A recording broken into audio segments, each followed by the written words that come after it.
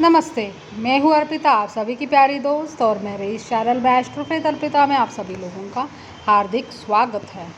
धर्म अध्यात्म से जुड़ी हर बातें और जीवन में किसी भी समस्या के समाधान के लिए मेरे इस चैनल को जुड़े रहिए। लाइक, शेयर और सब्सक्राइब करना ना भूलिए। आज है योगिनी एकादशी का व्रत, जो भगवान विष्णु को समर्पित है। मान्यता है कि योगिनी एकादशी का व्रत करने से समस्त पापों का नाश होता है। अगर आप यह व्रत करते हो तो आपको हजारों ब्राह्मणों को अन्नदान देने का पुण्य भी मिलता है। हिंदू धर्म में योगिनी एकादशी का बहुत खास महत्व है। ऐसी मान्यता है कि इस व्रत को करने से जीवन में किए गए समस्त पापों का नाश हो जाता है और हमेशा सुख समृद्धि बनी रहती है। योगिनी एकादशी का व्रत हर साल आषाढ़ माह के कृष्ण पक्ष की एकादशी तिथि को रखा जाता है। धर्म के अनुसार योगिनी एकादशी व्रत की कथा जरूर पढ़नी चाहिए। मान्यताओं के अनुसार व्रत में कथा को पढ़ने से संपूर्ण फल की प्राप्ति होती है।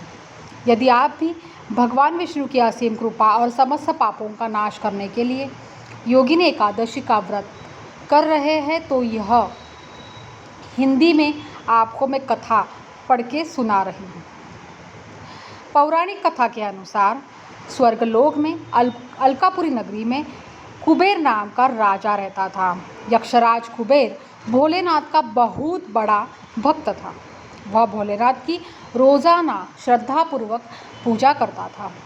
कुबेर की पूजा में हीना नाम का एक माली उसे रोज फूल दिया करता था।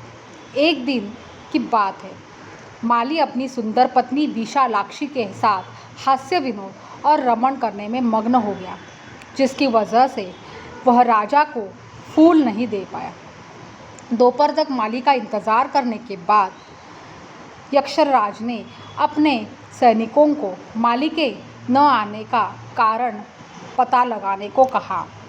जब राजा के सैनिक ने माली के न आने की वजह बताई तो राजा आग बबूला हो गया और उसने माली को बुलाया।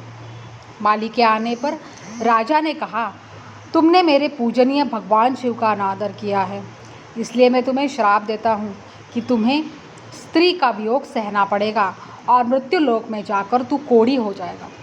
राजा के ऐसे कहने पर माली स्वर्ग से पृथ्वी पर आ गया और वह कोढ़ी का जीवन व्यतीत करने लगा।